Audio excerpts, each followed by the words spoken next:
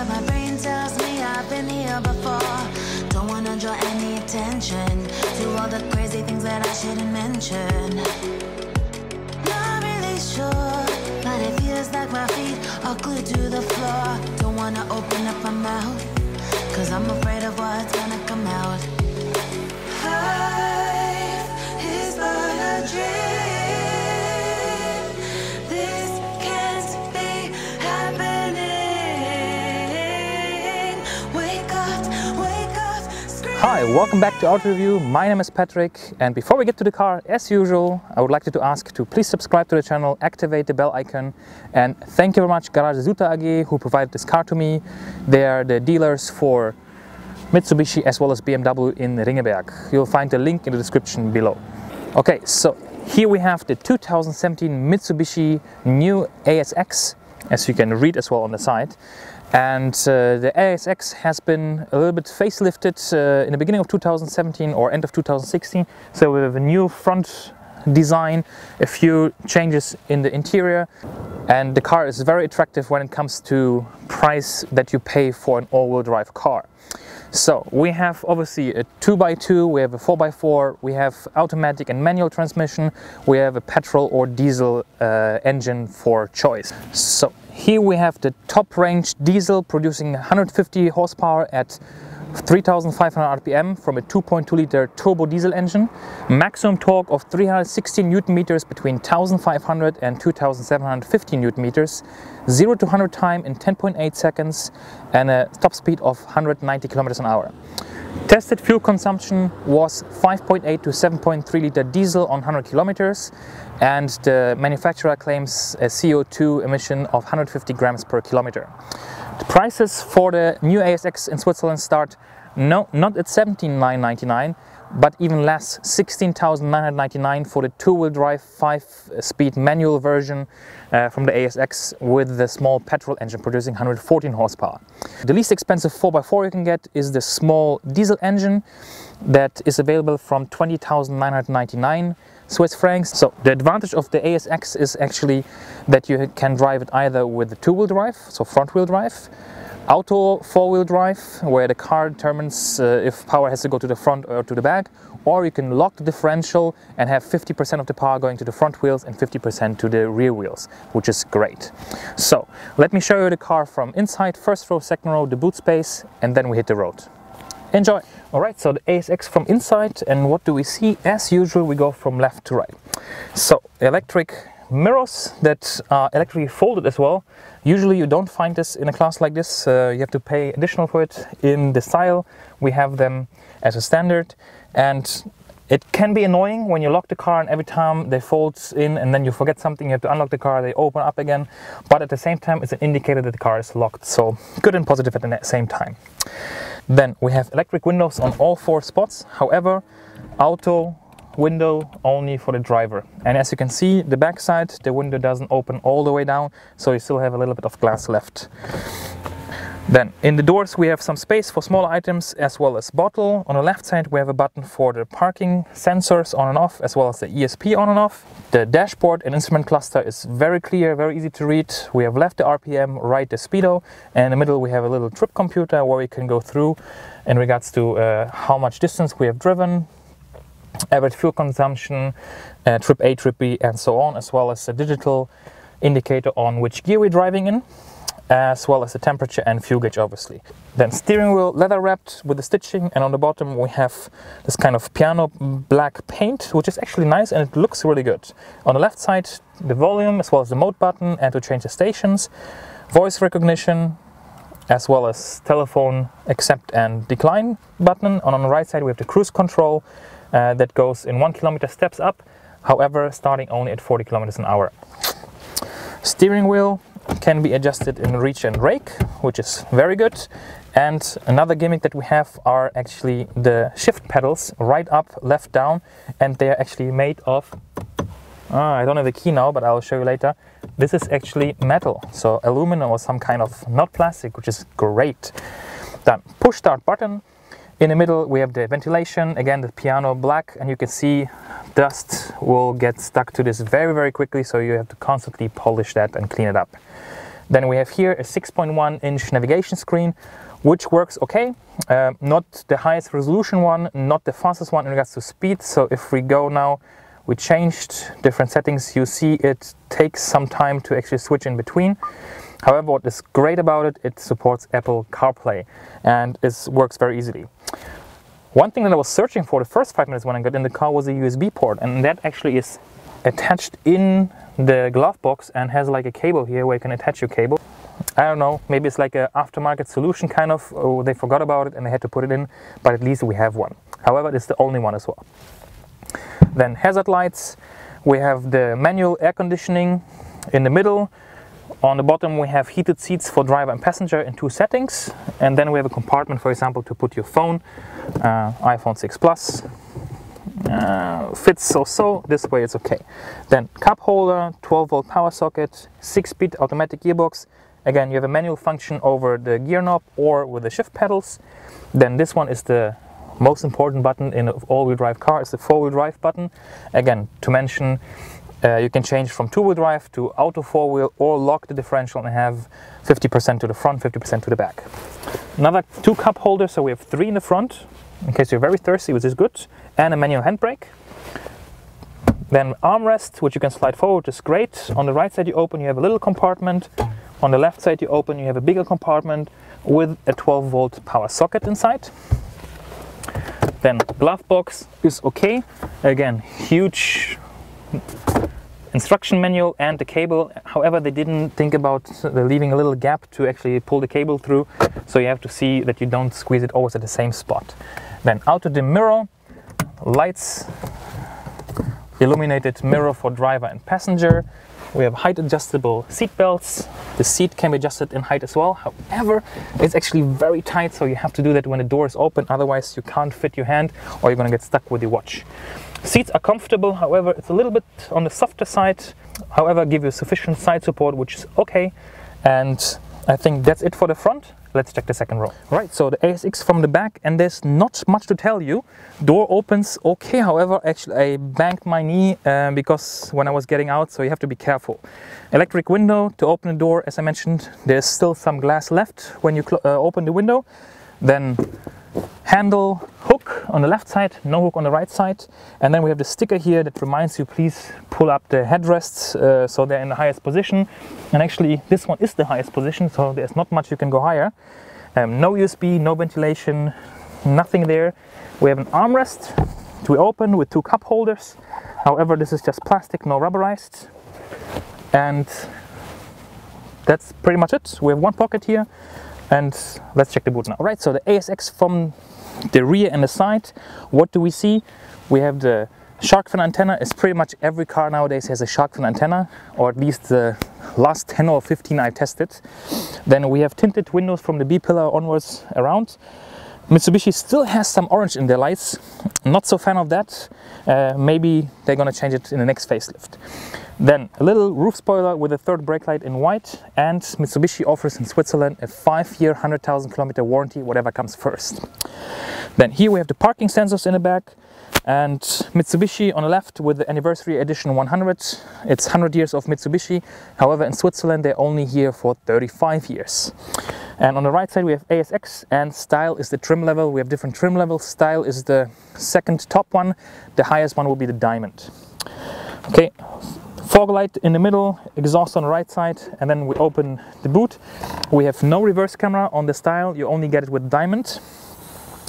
Once we open the boot, it opens sufficiently high. We have a boot cover which opens with the tailgate, and then you have space for 419 liters. However, this is with the space that is below the floor. There's a compartment as well. We have left and right a little compartment, light on the right side, and just a little hook on the left here. Nothing else to tell you. You can fold down the seats in 60-40 left to right, and the floor doesn't become all flat. There's a little incline in the back. However, it's sufficiently enough, I would say. And with that being said, let's close it, and now let's drive. Okay, so let's drive the ASX. And my 30 kilometer power cruise control test track, and this car unfortunately won't pass it because cruise control starts at 40. Shame, shame. But okay, so heated seat is on, heater is on, and now we're driving it. So I drove the car for the last 3 days. I have now just short of 300 kilometers driven, and as I mentioned, fuel consumption, the lowest I managed was 5.8 up to 7.3. So anywhere between there you'll be fine. And we're talking about the diesel obviously here, right? What I like. So first of all, ride comfort is good. I don't think it's too hard, I don't think it's too soft. Steering, well, we're gonna see it later when we go a little bit faster. Let me just put this one in here so it will not fly around. But steering is on the softer side, not very direct. It's more on the comfort or setup for comfort, which is okay because again, I mean, when you watch auto magazines or car test magazines online or you read about it, whatever, they sometimes criticize, you know, that the driving is too soft or the suspension is too soft or too hard. In the end, 99.99% of the people, I assume, if you watch this video interested in ASX, that's why you clicked on this video, you won't be driving this car hard on the racetrack or speeds in twisty mountain roads. You use this car, you're going to use this car because it has a four-wheel drive, it has a differential that you can lock, and the price is really good. That will be your main motivation for buying this car, right? I just have to stop for a second, please excuse me. Well, yeah, so your motivation will be different one than someone who's buying a GTI or Focus RS or Ferrari 458 or whatever, right? And for the clientele that is looking for this car, it's actually good price, good bargain, and it's a great car. Now, things that I think could be improved and that I would like to see improved, or Mitsubishi can look into when they're gonna do next facelift or maybe the new version of the ASX whenever it comes. I have a few things. So speed of the navigation, I mentioned, that's one. Cruise control starting at 30, please, that's another one. Now, this car has xenon lights, however, we are here in a style. So we have 4 trim levels, it's the second highest, and usually it's only available on the highest, on the diamond. So this is an option here. And I think in 2018, we're going into 2018, these things should not be an option anymore. I think I have to bring out a video and pledge or hope that there will be support that car manufacturers should stop by law to build cars with halogen light. It should be by law minimum xenon or even LED lights, in my opinion. Now, one more thing about that. Actually, even the halogen light is HID light, so it's actually wider than normal halogen light. That's just on a side note. Now, let's see how it drives. Obviously it's a diesel. When you step on it, it will get louder. However, it has good torque, 360 Nm, which is really great. You can tow up to 1.4 tons maximum. And the way it drives with the 6-speed auto transmission, it's perfect. I mean, now we have 6th gear, 100 km an hour, and we have 1,700 RPM, which is great. It keeps the fuel consumption down, it keeps the noise level down. However, for example, if you drive 80, you can't drive in 6th gear. It will not shift up. You're fixed on the 5th gear or in the 5th gear. What I like, for example, the right side and the shift up pedal has a plus and off. So if you want to turn it off, you don't have to do, which is super loud. The transmission changing here is actually very loud. You can as well, if you for example change a gear, you keep it hold or pressed and then it will switch back to automatic. One more thing is, if you go into manual, it will switch off eco mode.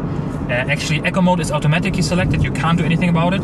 If you are gentle with the gas, it drives in eco. If you step on it, it will turn off eco. It will shift down, turn off, and yeah, will accelerate. 10.8 to 100 is okay, and 190 is sufficient as well. Especially, again, I'm talking here from a perspective of living in Switzerland, where everywhere is a speed limit of 120 maximum, and you can't go faster than that either way. Now, Heated seats, great, very quickly they get warm, love it. 2 settings is actually sufficient. Better than having no heated seats at all, especially in winter. That's why I actually like to have the cloth seats rather than the leather seats, because especially in winter, leather seats are super cold, and then you will need heated seats as well. Space in the back is sufficient. I can sit behind myself, which is great. And boot space is okay as well.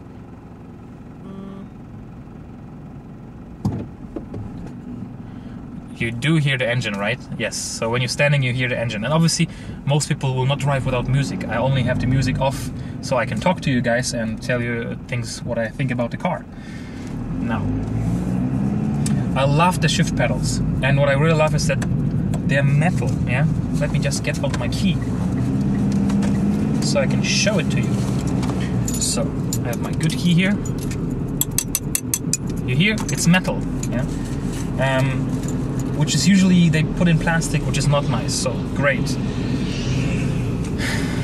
Fuel consumption, 5.8, good. Mitsubishi obviously claims less, but again, nafts is pretty much useless until they finally gonna start implementing the new test cycle for fuel consumption and CO2 emissions. You do have to test the car yourself to figure out the way you drive, how much the car will consume when you have your own style of driving. Obviously, I'm usually very fuel cautious, even though this is not my car and I test it. I usually drive the way I would drive my private car, or the way I drive my private car is in the most fuel efficient manner. Yeah? And what does it help you if I tell you it's going to consume 12 liters, which it doesn't, and you're going to manage to get 8. So I really try my best without pushing it too hard. I still drive 120 on the highway, anything between, I accelerate once in a while just to test it out. But the figures that I tell you are really realistic figures here in the Swiss mountains.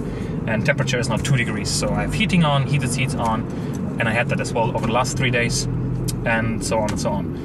Now, looks, I think they improved the look of it with the design in the front. Not so sure about the chrome, but actually it grows on you. It depends as well, I think, on the outside color of the car. I like this dark color. And obviously I mentioned as well, these are winter rims, so usually it comes with, I think, 17-inch that look a bit nicer than what we have here now, but it's still fine. Now, materials. Again, this we have, you see how much dust again is on it. You really constantly have to do that. So you need basically cloth and wipe the steering wheel and center parts here as well. This is harder, this is not soft, this hard. Here we have a little soft. This is a bit soft, however, there's pretty much nothing in between. So there's no cushioning, it's kind of hard. And obviously here is plastic as well. But again, consider the price that you get this car starting at 16,999 Swiss francs, so 17,000 francs. With a decent sized engine, petrol, and the cheapest diesel you can, the cheapest four-wheel drive is actually the small diesel, and it costs you only 21,000. So if you need something with four-wheel drive with a proper differential, not some electronic, off-road capabilities things, then this is the car that you should consider. On the other side, this car has pretty much no assist systems whatsoever, and you can't get any. There's no blind spot assistant, there's no lane departure warning or assistant, there's no front radar, there's no cross traffic alert, there's no assist systems available on the ASX. So it's pretty much kind of an old school all-wheel drive car for rough terrain. You have good suspension. I believe it's 180 or 190 millimeters, depends on which engine choice you have from the ASX. And because of the four-wheel drive differential, it's great for mountains. And if you live somewhere where you have a lot of snow, as you can see, we got snow a couple days ago, and now winter started properly, you know. So that being said, I think that's it. I thank you. My opinion, as I mentioned, if you look for an all-wheel drive car without gimmicks, without all these things that maybe you don't need, then please check out. Thank you very much, Garage Zuta AG in Ringgenberg, right over there, who provided this car to me. Check the other videos as well I tested, because they are BMW dealers as well. And by end of the year or beginning of next year, we're gonna test actually the new Mitsubishi Eclipse Cross, which is not Eclipse from Fast and Furious anymore. It's actually SUV now, because Eclipse Cross. and we're gonna see how that SUV will compare as it is a brand new car. Okay, other than that, subscribe, like and share, give it a thumbs up. Maybe I should turn on the heater because it gets foggy here. Subscribe, like and share, leave any comments below, ask if you have any question, and head over to Garage Zuta. The link is in the description below. So I wish you a great day, have a good evening, and I'll see you next time.